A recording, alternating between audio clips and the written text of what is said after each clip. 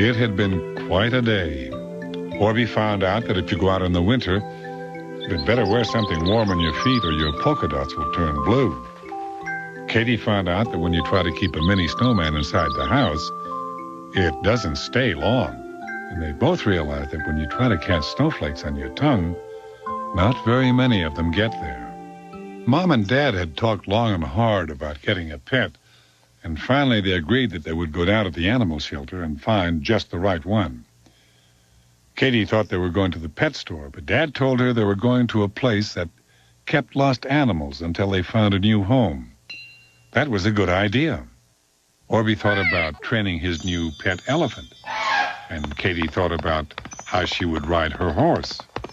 In the car, when Mom heard about Katie's horse, she laughed and told Katie that a horse wouldn't fit very well in their living room. They didn't have a stable, and the elephant, well, they would at best have to move to the zoo. Mom and Dad were thinking of something much smaller. Katie and Orbie looked at each other. The guessing began. Was it a goat? Was it a raccoon? Was it a monkey? But I bet you guessed by now that Mom and Dad were thinking more of something like a cat. When the two friends heard this, they both smiled. A cat sounded like a wonderful pet, and they wouldn't have to buy a zoo or a stable. It would just fit right in. When they got to the animal shelter, they saw long runs that held all kinds of dogs in them. Inside the animal shelter, there was a very nice man. He looked a little bit like Katie's grandpa. His name was Jake, and he smiled at them and thanked them for coming, which Katie thought was very nice of him. He looked down at Katie and Orbie and asked them if they were looking for a new pet. They both nodded their heads. Jake looked at his list of animals and said, "I think I might have just the right pet for you." Orbie and Katie couldn't wait to see. So Jake opened up the doors and they could see a room full of cats. The family walked in. There were all kinds, old ones and young ones and black ones and golden ones and ones with 3 different colors. Some of them had golden eyes, some of them had green eyes, and some of them had blue eyes. Mom made a kind of sound, and Dad told them this may not be easy. So they started to hunt for just the right one. Katie wanted to know why there were so many cats that needed homes. Jake told her that the animals came to the shelter for all different reasons, but it's why people came that matters to Jake. Katie didn't understand.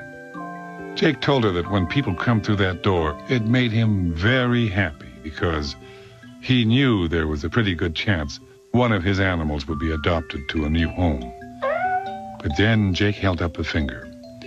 We want to make sure that each animal goes to the right home so that it can stay for the rest of its life. Katie, Orbie, Mom, and Dad all looked at the animals. Every time one person found one they liked, the rest of the family would race over to see it.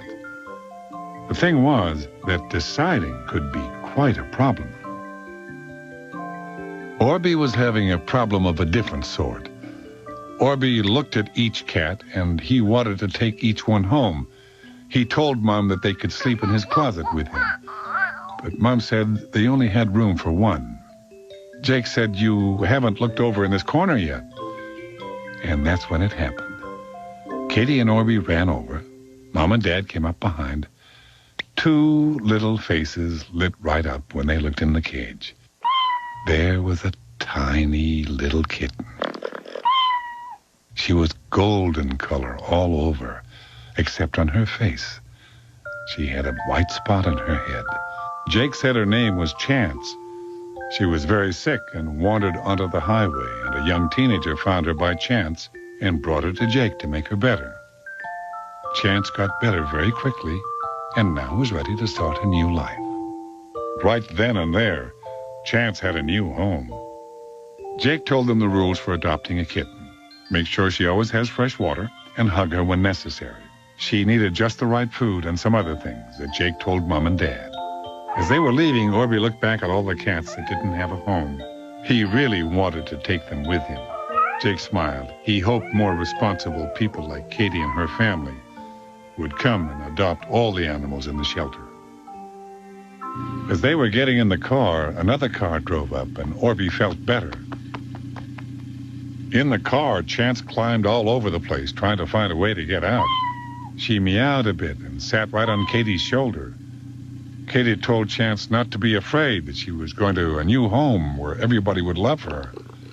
And I'm sure Chance didn't understand exactly, but she just stayed on Katie's shoulder and purred.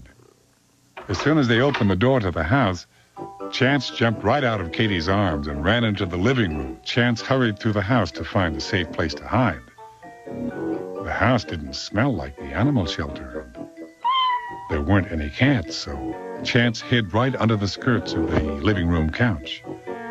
She stayed there as quiet as could be. When Katie and Orbie walked into the room, they couldn't see Chance. They looked for her. They looked upstairs and downstairs and in the kitchen. No Chance. Mom put out some food and water, and Dad suggested that perhaps sitting down and waiting for Chance to decide it was time to come out was better than hunting for her. Just as Orbie was going to sit on the couch, he saw something that belonged to Chance sticking out from under the couch. It was Chance's tail. He burbled and pointed and started to bounce up and down, but Dad told him to sit quietly. So everybody sat and watched the tail. Katie hoped she would get to see more of Chance than just her tail. Dad explained that Chance needed time to get used to them. Soon the tail disappeared and a little black nose poked its way out from under the couch. Everyone sat very still. Dad told them to watch what Chance did. Chance looked around the room and sniffed at things. He sniffed at Orbie's toes, and Orbie had to work very hard at not wiggling them. Then she walked over to Katie. She stood right up in the air and then jumped up on Katie's lap. This surprised Katie, but Mom just told her to gently pat Chance. And do you know that within a second, Chance curled right up there and purred so loud that Orbie thought it sounded like Dad's razor. Everybody laughed, and Chance looked up, and I think she may have smiled at everybody in her new family. At least Orbie said she did. And I guess you know by now that Chance did stay with Katie and Orbie for the rest of her life.